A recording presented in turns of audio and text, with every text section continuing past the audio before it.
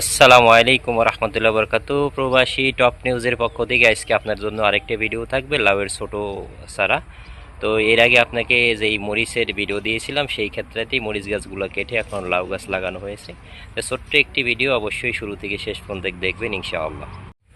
সম্মানিত দর্শকবিন্দু, এর আগে আমি আপনাদেরকে এই জমিটা থেকেই দেখিয়েছিলাম মরিচের ভিডিও। তো যারা আমার মরিচের ভিডিওগুলো দেখছেন তারা বুঝতে পারছেন, আর যারা দেখেন না হয়তো আমার চ্যানেলে গিয়ে দেখে নেবেন। তো এইটা হচ্ছে কোকোফিট দিয়ে লাউ চাষ। তো এই যে এত ছোট্ট একটি গাছ, তাই কিন্তু আপনারা দেখতে পাচ্ছেন ফুল চলে আসছে, প্রত্যেকটা গিরাতেই ফুল চলে আসছে। আর মালয়েশিয়াতে যে লাউগুলো চাষ করা হয় এটাকে অধিকাংশই চায়না লাউ বলা হয়। আমি এর আগে আপনাদেরকে দেখিয়েছি চায়না লাউ। ছোট ছোট লাউ, একটা 800, 900, 700 গ্রাম, সর্বোচ্চ 1 কেজি ওজন হয়। তো এই পদ্ধতি আপনার এখানে বৃষ্টি হলে কিন্তু নিচে প্রচুর পানি জমে, আর এই পানি জমার কারণে এখানে ঝুলন্ত অবস্থায় প্রত্যেকটা প্যাকেট রাখা হয়েছে, আর পাইপ লাইনের মাধ্যমে পানি দেওয়া হয় এখানে। আর এখানে যেই আপনারা দেখতে পাচ্ছেন মাচাটা করা হয়েছে, সেটা হচ্ছে আপনার লোয়ার অ্যাঙ্গেল দিয়ে আর কাঠের খুঁটি দিয়ে করা হয়েছে। এটা খুব শক্তিশালী মজবুত একটি মাচা।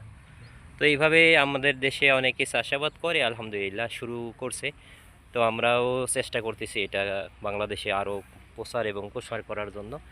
দীর্ঘদিন আমি ভিডিও দিতে পারিনি, এই জন্য আপনাদের কাছে দুঃখিত। আমার জন্য দোয়া করবেন, আমরা যেন ঠিকভাবে আপনাদেরকে সুন্দর সুন্দর ভিডিও দিতে পারি, এভাবে আধুনিক প্রযুক্তিতে চাষাবাদের ভিডিওগুলো। তো এখানে লাউ চাষ করা হয়েছে। এর আগে আমি আপনাদেরকে হিসাব দিয়েছি। তো 1 বিঘা জমিতে কেমন লাউ আসে মোটামুটি, আলহামদুলিল্লাহ মোটামুটি 1 একর যেটাকে বলা হয় বাংলাদেশের হিসাবে। আর যদি বিঘাতে ভাগ করতে যাই, মোটামুটি 20,000 কেজির 20,000 25,000 পিসের মতো লাউ হয় 1 একর থেকে, মানে 3 বিঘা থেকে 25,000 পিস লাউ হয়। তো সেই ক্ষেত্রে দেখা যাচ্ছে কি, আমাদের দেশে যদি আমরা এই লাউটা চাষাবাদ করি তাহলে আমরা এমন ফলন পাবো ইনশাল্লাহ। তো আমরা আপনাদেরকে দেখাচ্ছি, দেখেন এইটার ভিতরে কি দেওয়া আছে।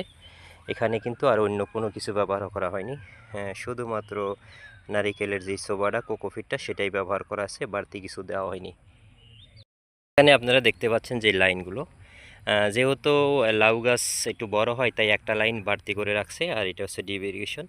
এই লাইনটা আপাতত বন্ধ করছে। আর আমাদের দেশে আপনাদের এই পলিডের কথা অনেকে বলে, ভিতর সাইডে কালো আর বাইরে সাদা, কিন্তু এই পলিটা একটু রেট বেশি। আসলে আমাদের দেশে এত খরচ করে কুলানোটা মুশকিল। তো আমি মালয়েশিয়ার বিভিন্ন প্রান্তের থেকে আপনাদেরকে বিভিন্নভাবে এই আধুনিক চাষাবাদের ভিডিওগুলো আপনাদের সামনে তুলে ধরার আমার মূল উদ্দেশ্য যে আমাদের দেশে অসংখ্য পরিত্যক্ত জমি রয়েছে। সেই জমিগুলো যদি আমরা এইভাবে চাষাবাদ করতে পারি তাহলে আমাদের একদিকে আমাদের দেশে উন্নতি হবে, এক বেকারদের কর্মসংস্থান বৃদ্ধি পাবে, বা পরিত্যক্ত স্থানগুলো আমরা ব্যবহার করতে পারবো। আমাদের সেক্ষেত্রে কিন্তু প্রচুর পরিমাণ আমরা লাভবান হব ইনশাল্লাহ।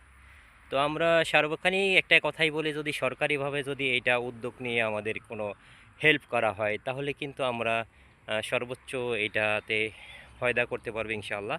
যেহেতু সারের ব্যবস্থাটার সাথে এটা মালয়েশিয়ার যে সার ব্যবস্থাটা আমরা সবগুলো কপি করে রাখছি, আস্তে আস্তে এগুলা দেবো ইনশাআল্লাহ। আসলে প্রভার জীবন আপনারা অনেকেই জানেন, এইটাতে অনেক ব্যস্ততা থাকে, তাই সমস্ত ব্যস্ততা কাটিয়েই কিন্তু আমি আপনাদের জন্য ভিডিওগুলো করি।